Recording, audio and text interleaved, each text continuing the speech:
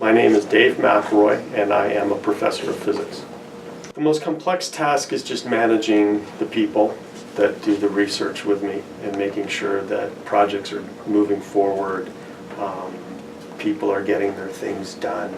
That's the most challenging aspect of the job. Some are working together for a while and then they split off and do their pieces of it, so they're not always just working together, they're not always working apart, and that's the complexity as I look at matter when it's in its condensed solid phase. And a lot of the work I do has connections to engineering. So there's a materials component, so there's materials engineering in there. We do electrical measurements on little nanostructures, so there's some electrical engineering going in there. There's design, which is always a combination of mechanical, electrical, and sometimes even chemical engineering.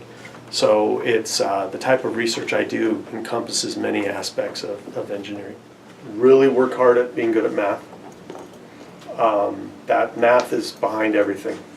I recommend getting a good background in physics and chemistry because there's a lot involved, chemistry involved with what goes into nano. And when you're doing research, sometimes it's gathering information, advising students, trying to design something new, trying to understand some data, writing, advising students, kind of like what we're talking about here, is giving students information that they can use to make a decision on what area of science and engineering they might want to partake in. It's got such a high potential for growth.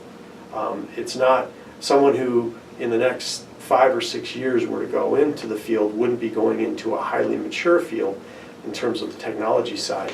They'd be going into a field that people are going to still be working hard to make technology, and therefore there's opportunities. Yes, I'd be able to demonstrate my job. This is very interesting. Look at me, Clayton. Can I demonstrate your job? Yes, I can demonstrate my job. Here are examples of, for instance, I sat down yesterday and was looking at trying to figure out what the key points of a project I want to develop are.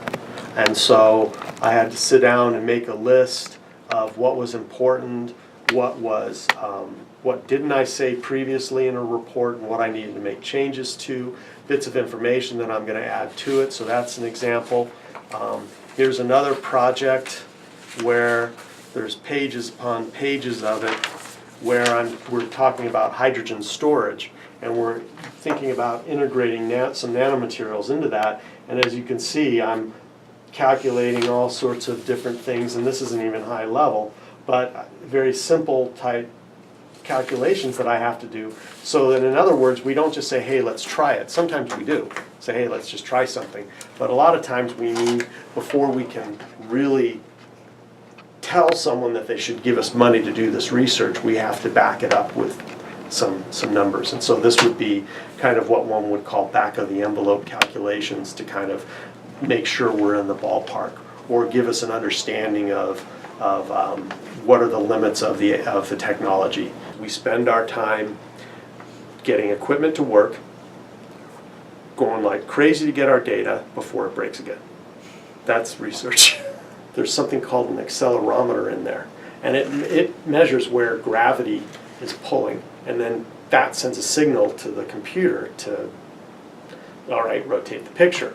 Well, these accelerometers were developed in the 70s and early 80s, but there just wasn't an application for them because the software hadn't been developed. So there are many applications of nanoscience and technology that will come to fruition, but it's only going to be when we put 2 and 2 together and say, oh, if I put this material with this type of computer technology or whatever, I can now do this. There's a puzzle out there, and the more that we put that puzzle together, put the right pieces together, the more opportunities will be there. Creativity.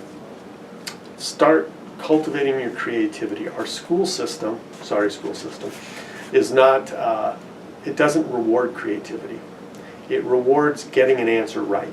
There's plenty of smart people who can solve many book problems, but they may not have the creativity to be a successful scientist.